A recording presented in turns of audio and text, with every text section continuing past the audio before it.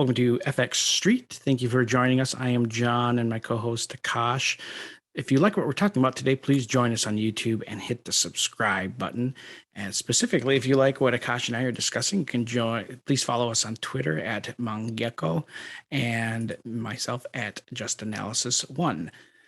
Taking a look at XRP or Ripple, it's definitely had a more muted response to the current bullish price action that we see on Bitcoin and Ethereum's chart.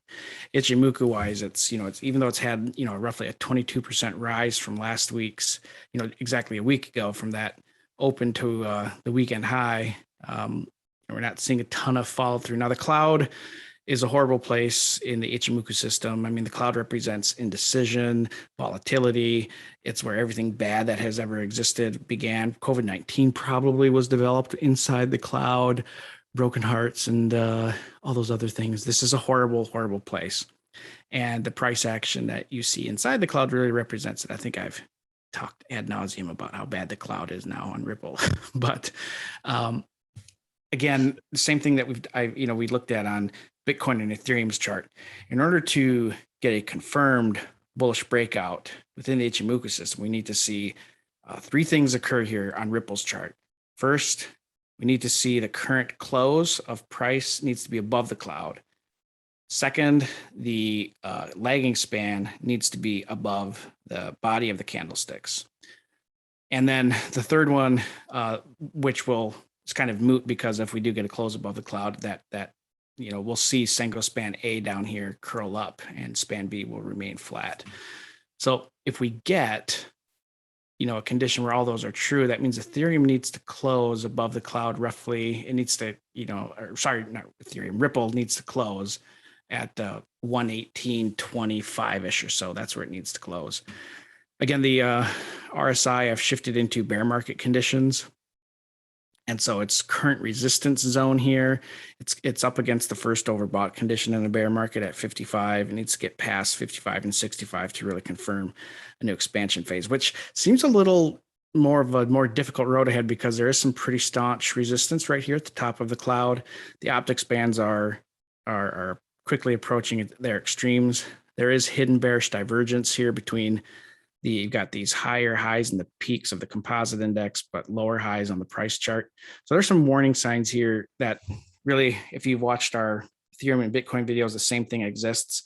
That hidden bearish divergence is like not to use a pun here, but it's a cloud over the rest of the market as far as how honest this breakout is.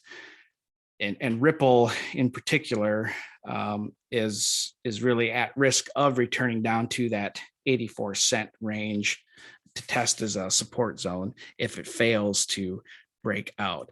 In the point and figure charts, I mean, there's a couple zones I've identified here because there's really nice opportunities on both sides of the market. A split triple bottom, a breakdown below that at that $1 level has a target zone of 82.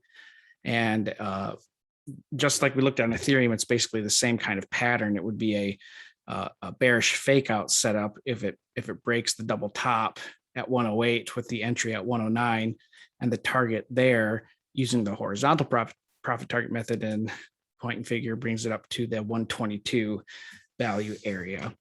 So it's from a price action only perspective, it's a very kind of a neutral setup with opportunities on both sides of the market and really no particular strength given to either side when you look at it here. And I think that's reflected very well by where price is at within the candlestick chart on the Ichimoku chart because it represents indecision. That's what we've got. We're dead smack in the middle of the cloud, which is the epitome of indecision. And that does it for me on XRP Ripple. I'm going to turn it over to Akash. All right, thank you. That was a really detailed explanation. For me, I think I'm looking at this accumulation, manipulation, and distribution. Expansion phase. Something called the power of three that a lot of traders use, and it's kind of falls in line with the Wyckoff accumulation series. So what happens is the price first like accumulates, and then there's manipulation where price goes below a known support, and then when it actually closes above that support again, like the resistance again, it expands and goes higher, right? So right now, I think this blue line, which was a support and it's now flipped into resistance, is crucial. It comes around 1.05, right? So once we flip above this, is like the first sign of confirmation that would kind of make me want to monitor the chart, but not actually go long. This is where I could probably start my pilot buys for XRP, right? But close above 1.12 would make me bullish, and I would I would long XRP somewhere around here, and this would be my target area at 0.62, which is $1.4, right? And I would leave a bit of that positions open up to the 70.5 fib here at 1.5, because crypto markets tend to overextend and be it like an impulse wave or like a correction wave, right? So this is my plan right now. If you look at it from its current position, anywhere between 33 to 35% upswing.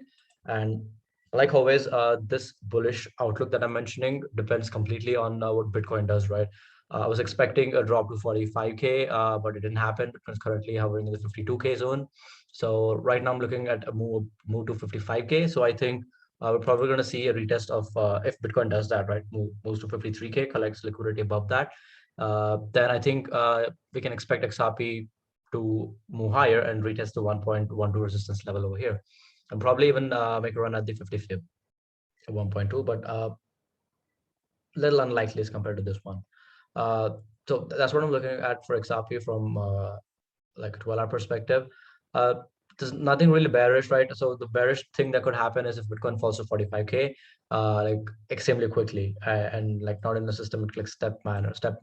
But if that happens, then I think we could probably see XRP form a triple bottom of sort. Like it could do something like this, and then the market could get a good directional bias and then go higher or lower, whatever, whichever way, right? So like yeah, that's about it for XRP.